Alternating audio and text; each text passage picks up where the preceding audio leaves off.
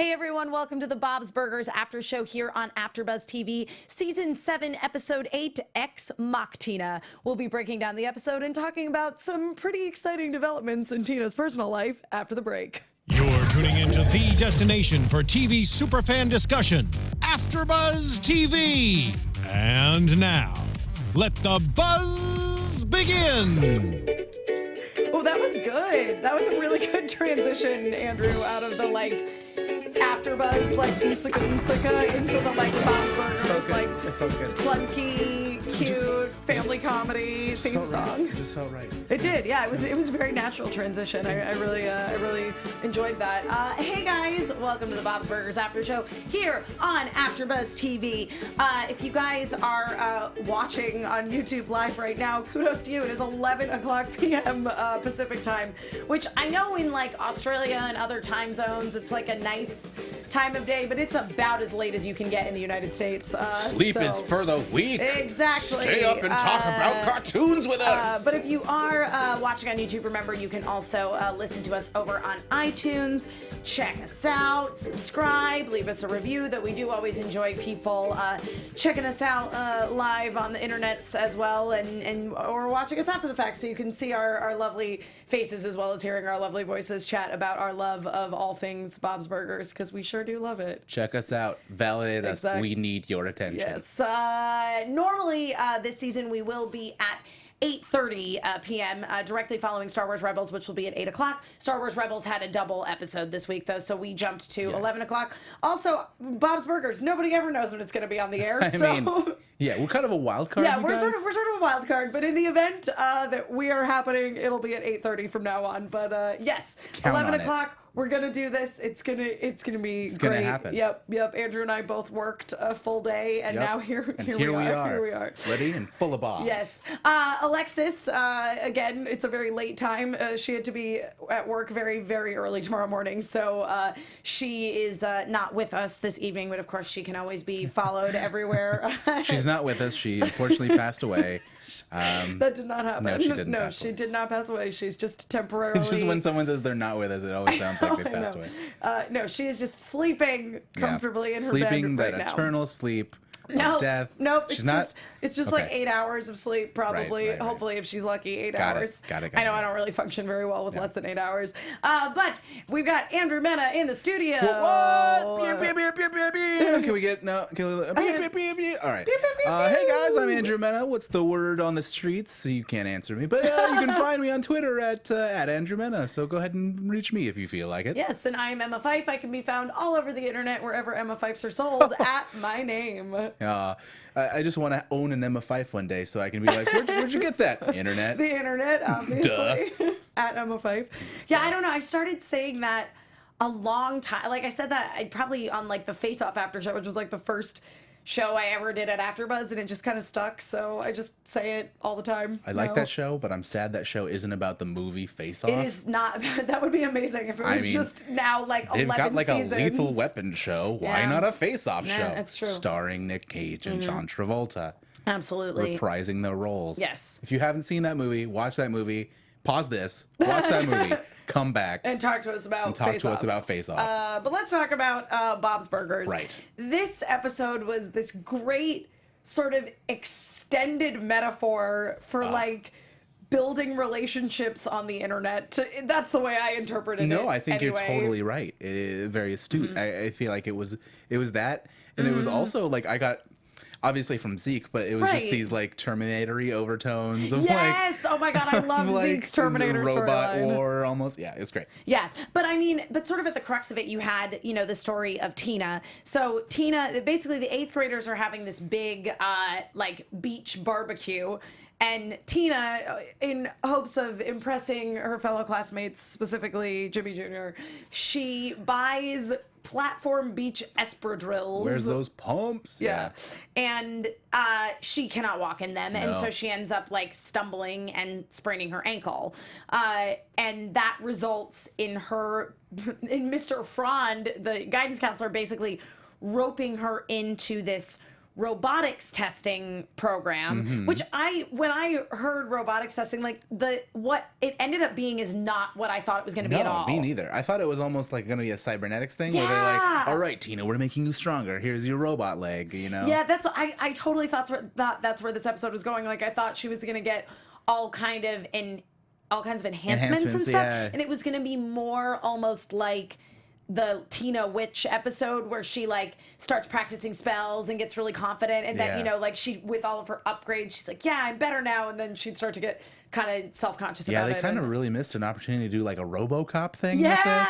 Yeah. And make Tina RoboCop. But that being said, I ended up really liking where it went with her basically being an iPad on wheels. It was so interesting because it was so limited. Like it was literally an iPad on wheels. And I thought of the things, especially what they did with the security guard and stuff. It was fun, really fun. Yeah, it was really fun. And I mean, talk about ultimately at the end of the episode, the three storylines coming together in a super satisfying way. They dovetailed good. Because you do have that B story. I would call Jean and Louise's storyline the B storyline. They had a little bit more to do than Bob with his banjo. Yeah, Bob is the C story. Definitely. But Bob's banjo, let me say, I would watch a whole episode. I know. I loved Bob and his banjo. And he was good at playing the banjo too. Pretty good. Yeah, he was not terrible at all. Yeah. And I always love episodes. It was his first day, right? Yeah, Everyone was so come on, Teddy. Yeah. Anyway. I also love any episode where Bob like gets obsessed with something weird, because I mean, we've talked about on the show before that like Bob really is just as weird as the rest of his family, but ostensibly he tries to keep it together the most, whereas the rest of the family just constantly embraces their strangeness in like a way where they're like not self-aware at all. I love what he gets weird about. Like he got weird about Banjo, the other Banjo, which is the like Western movies. Yes. Where he has like she shoots a banjo, or shoots out of a banjo. Yeah. He gets really weird about the samurai movies. Yeah, the chick and Hawk and Chick. Hawk and Chick. And so now he's getting weird about like a musical instrument banjo. Right. And so it's just it's all so daddy, you know, which is so great. It like plays it plays so perfectly into who Bob is, which is just this like, oh, that's kind of cool. And I thought that Bob and Linda in this episode were like at their most sort of like pure, precious parents. Yes. And oh my God, that scene in the bedroom where he just keeps trying to play the banjo. It's so good. Just like, Bob, seriously. And the three beats swear on to that. God, and Bob. I saw and so good. it was great because it was like they were in bed and he's got the banjo out and the lights are on and she's like, okay, Bob, it's time to go to sleep. Yeah. And then he waits like 2 seconds and starts to play the banjo again. I waited. And then he waits just that 1 second longer and just gets the one strum in, and she's like, really? It was a very, very executed 3-beat joke. Yeah. That it was just so delightful. Super delightful. And everything that they did, sort of in Tina's storyline, which the crux of it was, again, as I say, it's like it was sort of an allegory for like building relationships on the internet, not specifically. It doesn't even have to specifically be romantic relationships, but it was kind of because basically, when Tina was just the screen of her face, because she's sitting in her bedroom, basically, piloting this robot with a joystick from home, that once she and Jimmy Jr. had that barrier in between them, she starts off the episode asking him to go with her to the bonfire as a date. I mean, not in quite so certain terms. He basically says no by saying nothing. Yeah. And then, he basically like gets in a fight with his dad and he hides in the AV closet where the janitor has put her because he has headphones in and so he can't hear her protest. Her cries of, no, I'm not a AV unit. Yeah. And so then they end up connecting in the AV closet. Yeah. And so it's like Jimmy Jr. is able to be like way more honest with her than we've really seen him as a character for the most part. I mean, like, we've seen lots of shades of Jimmy Jr., like, certainly being a more feeling, compassionate person than his dad. Yes.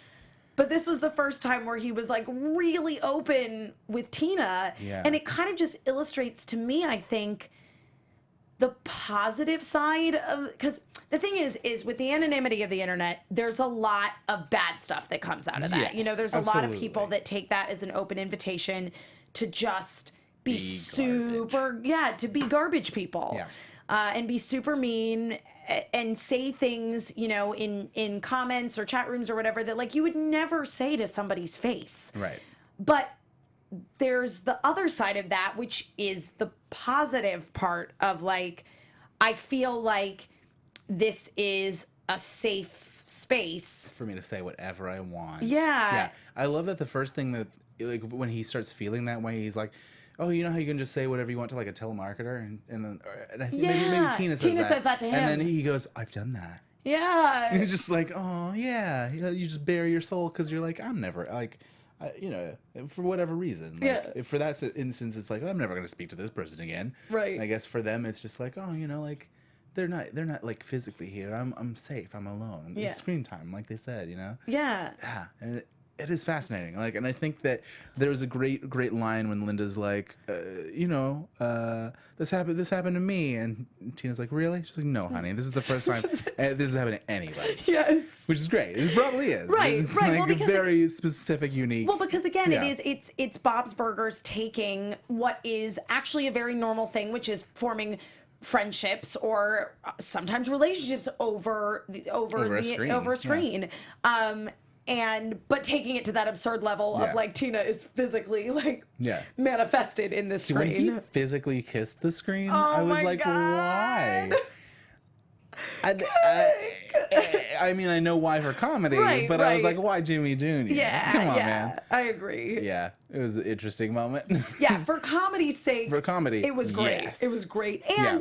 and from the point of view of the plot, it was important too because that was like the breaking point, Right. for Tina, where she was like, "This is ridiculous." I almost felt like that was a breaking point to be like, all right, why would I want to be with this dude who kisses screens? I sort of agree with you on that, Like, but I don't know. It's Tina. Yeah.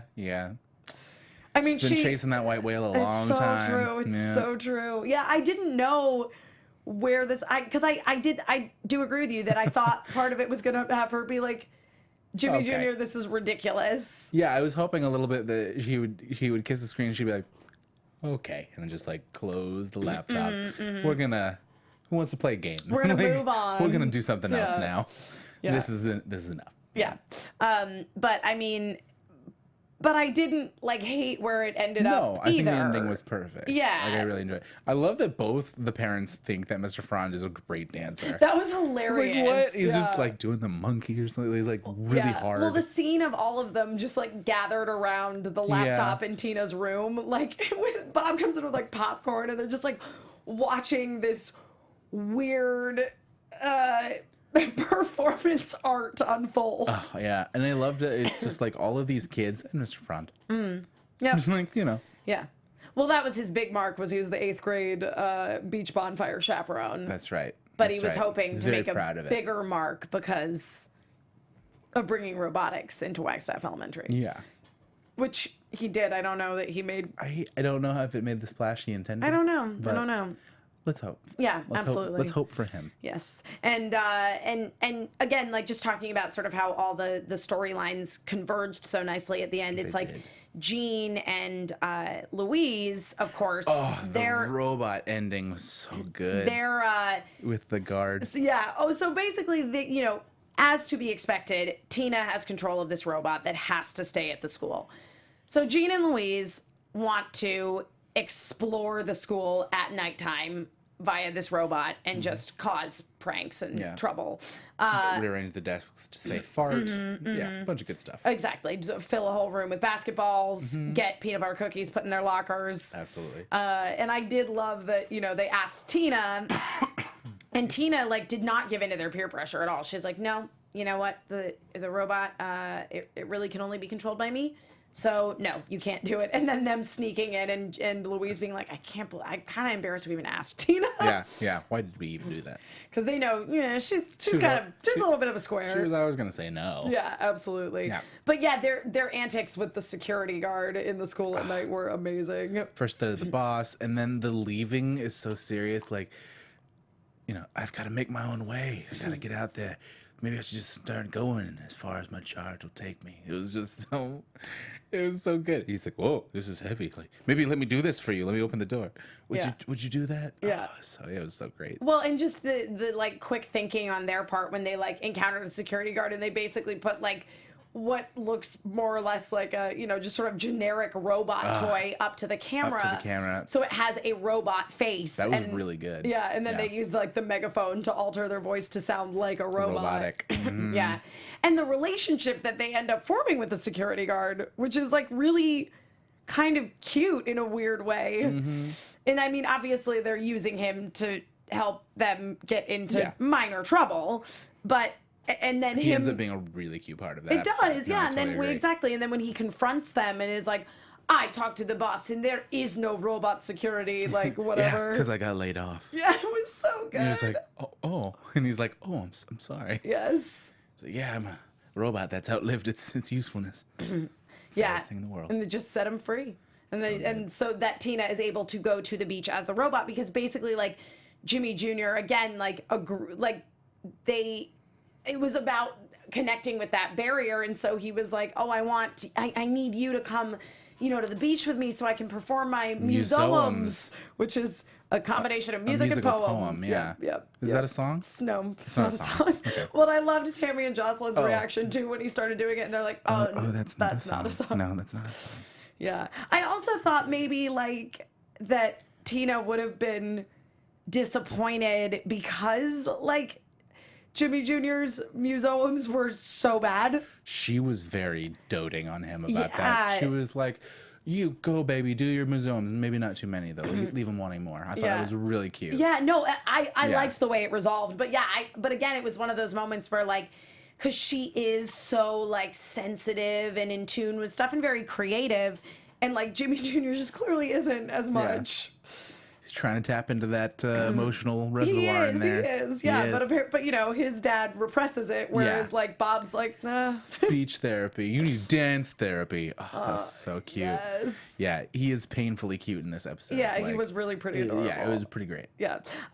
What I love that he asked Tino, "What's your island dance?" Like, your desert island dance. What is your dance that you would take with you to a desert island? If it's that's the only gotta be what it means. Dance that you can do over and over again. His would be that Russian one where you're down low to the ground. You're right. Yeah. What would yours be? What would mine be? Yeah. Oh gosh, mine would probably be the wavy thing. I like that.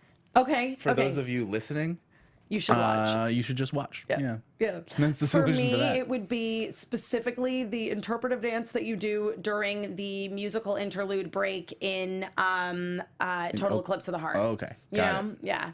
During that long musical interlude when you're doing karaoke and you're like, what do I do? Interpretive dance. Yeah, and you just kind of go for it. It's very freeing. Yeah. Great. I highly recommend it. All right, you got to post a link to that or something because I will. Yeah, great. Because I did my dance. Right. So. Yeah, I would need. It's only fair. I will. I'll post a link to that for sure. Great. Check it out. It's a thing. It's great. All you night owls out there, Yes. it's a AfterBuzz exclusive. Beep, beep, beep. Are we? No. Beep, beep. All right. Apparently, that's not a sound effect that we have. Nope. Or not. I'm pretending not like I ready. in any way rehearsed this sound effect. It's Yeah. not. It's not. Just doing a bit. But yeah, so exactly, and they managed to get the robot to the beach, and then I loved that the scene of all of them like watching her interact with the teenagers like on the beach via the screen, and I loved Gene's reaction to it, where he's like, "This is the worst episode of the OC ever." Yes. And then, ultimately when they did all end up going with her physically to the beach, that's when like Bob's story ended up tying in, Paying off. because he kept looking for a banjo moment, and then he finally found it. There on the beach, so happy, and during the musoms, and they kind of accentuated them for a nice little. They like, did. 20 I mean, seconds. I found them to be much more exciting. Very effective. Yeah, very, very effective. I agree. Yeah. I did like when Tina initially showed up as the robot, and their reaction was, "Oh, no motorized vehicles on the beach," because a lot of Zeke's storyline, like despite the Terminator overtones, which obviously were present as well, it did have to do with like, nah, man, like you gotta spend time connecting with people in person and not on screens. It's true. So there was like a really positive part of Zeke's story as well, and it wasn't just robot paranoia. Yeah, but I will say it ended with him being like, "Hey, I'm sorry, but I'm gonna throw you in the ocean.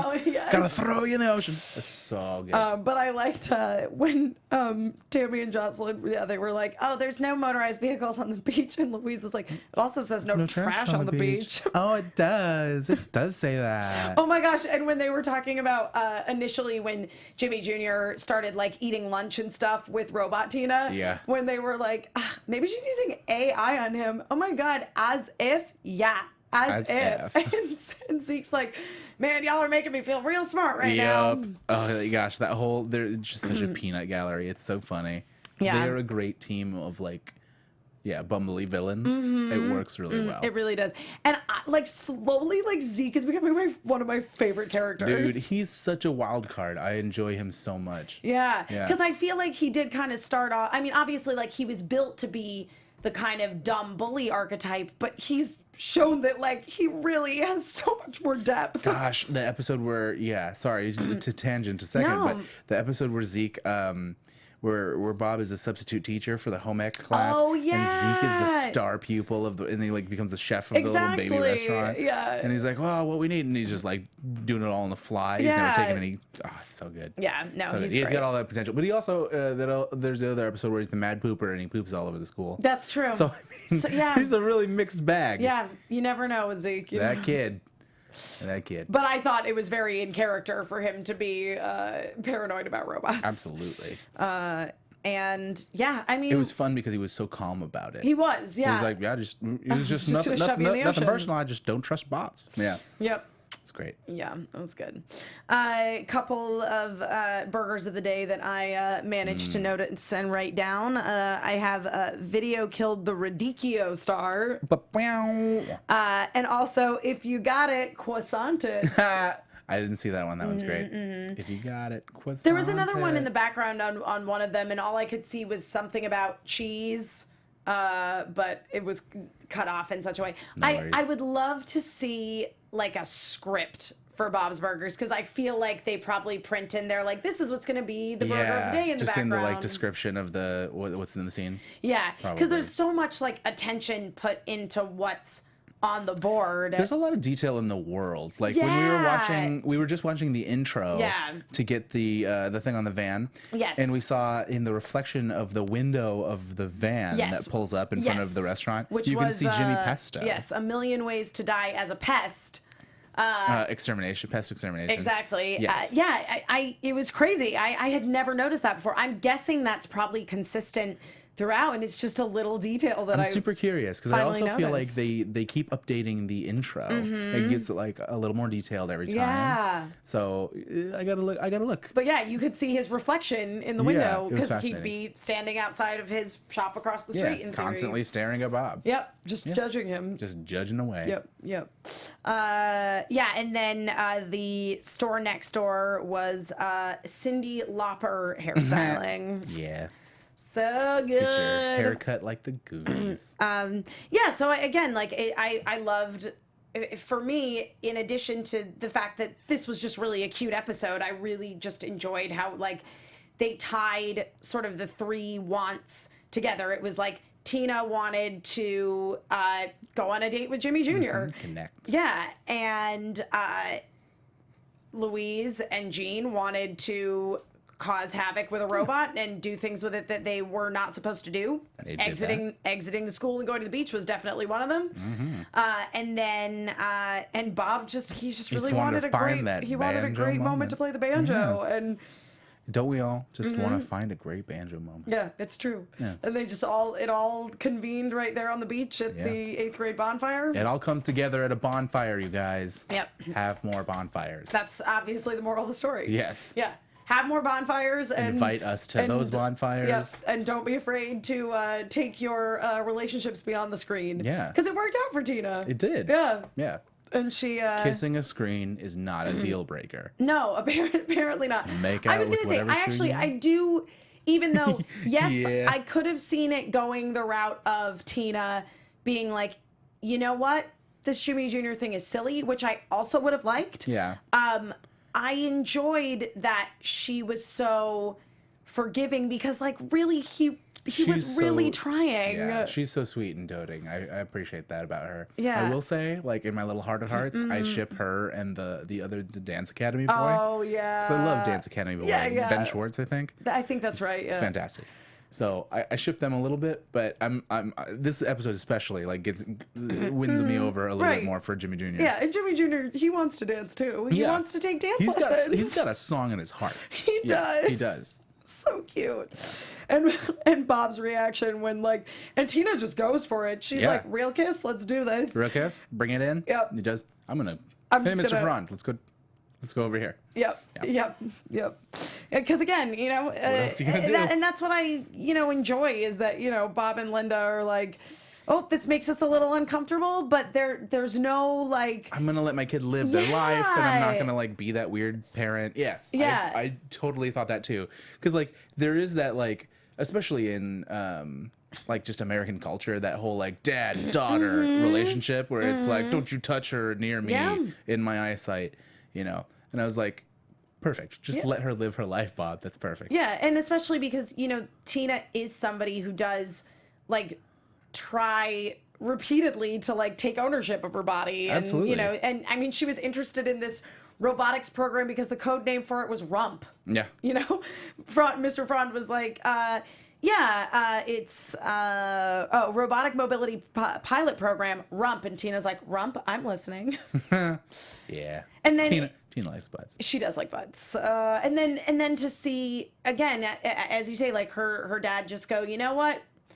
I'm gonna respect what she's doing. It makes me uncomfortable. But there's nothing intrinsically wrong or bad about this, and it was her choice anyway. It's also kind of funny because I saw some of his like internal narrative is like, oh, she's kissing. I don't need to watch this. Yep. Like, off I go. Yep. Yep. Yeah, because again, it was just something that was making him uncomfortable. Yeah. It wasn't wrong or bad. There was nothing abusive or non-consensual about it. It was like she wanted to do wanted it. to get a little smooch. She went for it. He reciprocated, and it's all good. It's the bonfire, Bob.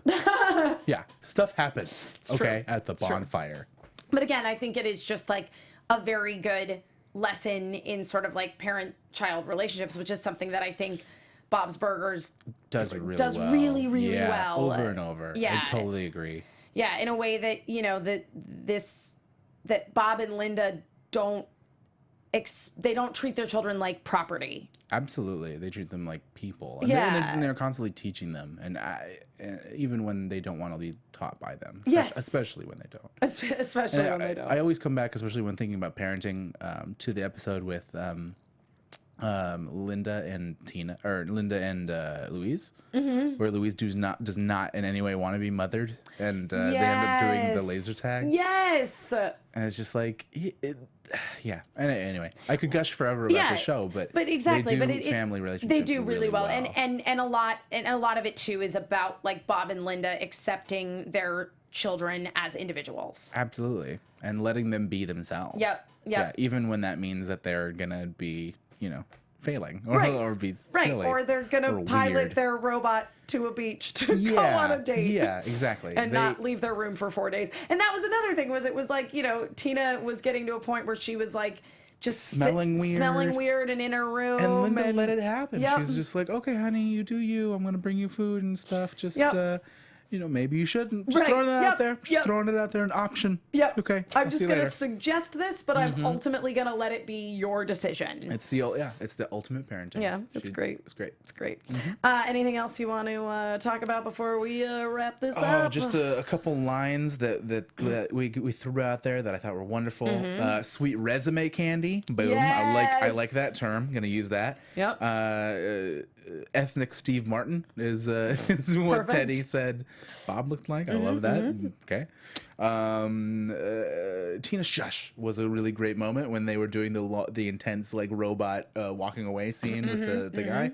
And I am email. Yes. Do you have email? I am email. That was amazing. It was so good. I imagined her saying it like Batman. But, yes. Yeah. I really liked the first scene where they were testing out the robot, and Mr. Frond was like, "Oh man, I'm sorry we couldn't get a smarter kid to hurt themselves." We can hear you. Yeah, and ultimately Bob being like, "Yeah, there are microphones. That's how they microphones work." Yeah. Bob stating the obvious. Always a great time. Yeah. Good episode.